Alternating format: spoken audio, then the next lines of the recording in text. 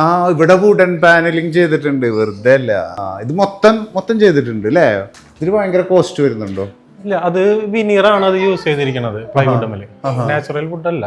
അപ്പൊ ഞാൻ ചോദിക്കുന്നത്, നമ്മളിത് ഇങ്ങനെ ചെയ്യുമ്പോൾ നാച്ചുറൽ വുഡ് ചെയ്യുന്നത് പോലെ തന്നെ ഹീറ്റ് റീറ്റെയിൻ ചെയ്ത് കുറച്ച് ദിവസം നമുക്ക് കിട്ടും അല്ലേ? സീലിംഗ് വർക്ക് വുഡിൽ ചെയ്യുകയാണെങ്കിൽ നല്ലൊരു എക്സ്പെൻസ് വരും, നല്ലൊരു എക്സ്പെൻസ് വരും, സീസണിങ് വരും.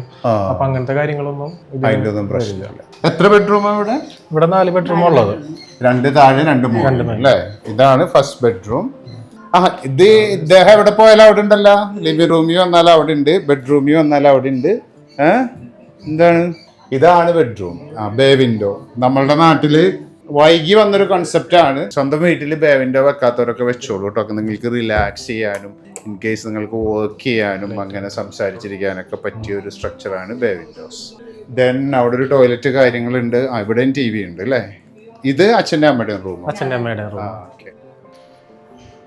ഇതൊക്കെ നിങ്ങൾ കസ്റ്റം മേക്ക് ചെയ്തതാണോ അതോ നമ്മൾ തന്നെ ഉണ്ടാക്കിയതാണ്? കമ്പനി തുടങ്ങിയിട്ട് എത്ര നാളായി?